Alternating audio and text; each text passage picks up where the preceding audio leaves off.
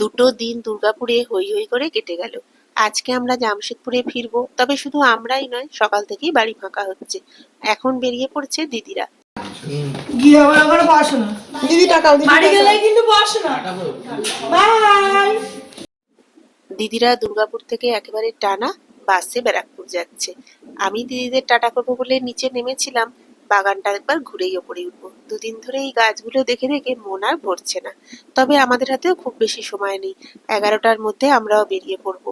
তবে আমরা যাওয়ার সময় ঠিক করেছি এখান থেকে আসানসোল পর্যন্ত ক্যাবে যাব, সেই মতো আগে থেকে একটা ক্যাব বলেও রেখেছি। আমরা চান টান করে খেয়ে দিয়েই যাবো, তবে আর্যকে ভেবেছি লাঞ্চটা করাবো না, ওর লাঞ্চটা প্যাক করে নেবো।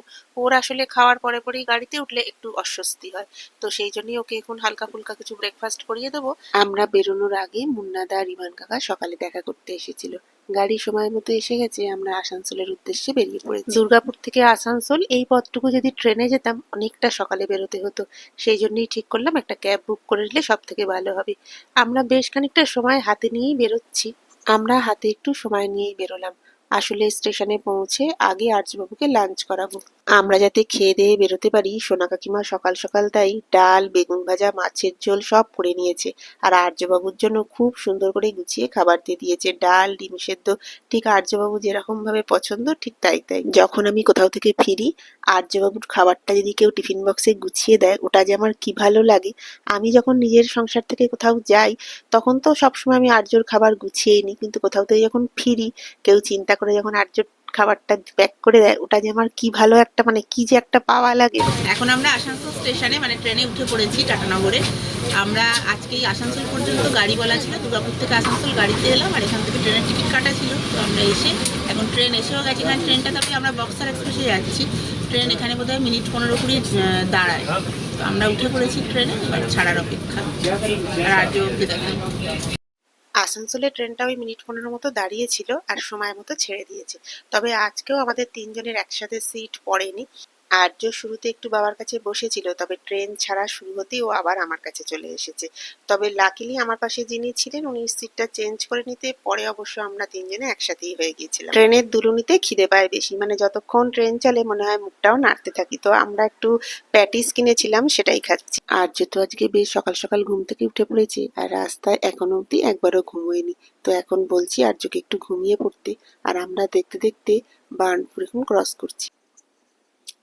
তবে সাথে সাথেই না ঘুমোলেও ও এবার ঘুমিয়ে পড়বে, আসলে আজকে একটু সকাল সকাল উঠেছে আর ট্রেনে ওঠার আগে আগেই ভাতটা খেয়েছে, তো ঘুম পেয়ে যাবে এবারও। যতক্ষণ দিনের আলো আছে, মানে ট্রেনের জানলা দিয়ে বাইরেটা দেখা যায়, আমার বেশ ভালো লাগে। এক্ষুনি তো ঝুপ করে সন্ধে হয়ে যাবে। তবে ট্রেনটা না আজকে ভীষণ লেট যাচ্ছে। আসলে রাস্তায় বেশ কয়েকবার দেখলাম দাঁড়িয়ে পড়লো, এখানে লাইনে কোথাও কাজ হচ্ছে সেরকমই বললো। তো ট্রেনটা অলরেডি 1.5 ঘন্টা লেটে চলছে। আর যেখানে ঘুমিয়ে পড়েছে, আর ট্রেনের যা ভাবগতিক দেখছি, আমাদের বাড়ি ঢুকতে ঢুকতে বোধহয় রাত হয়ে যাবে। অনেকক্ষণ থেকেই ভাবছিলাম যদি একটু চা আসে খাবো, তবে সাথে সাথে না এলো, বেশ অনেকটা পরে গিয়ে চা এলো। ততক্ষণে আবার আর্যবাবুর ঘুম হয়ে গেছে। অনেকটা সময় অপেক্ষা করার পরে চাটা এসেছে, তো ওই জন্য বোধহয় আরো বেশি ভালো লাগছে। আর দেখলাম হালকা একটু খিদেও পেয়েছে, তো আমরা খাওয়া দাওয়া করে নিলাম। আর আর্যবাবু এখন ঘুম থেকে উঠে পড়েছে, মানে আবার ফুল মুডে উনি চলে এসেছেন। বাকি রাস্তাটুকু ট্রেন লেট করলেও আর চিন্তা নেই, উনি আমাদের ঠিক সময় কাটিয়ে দেবেন।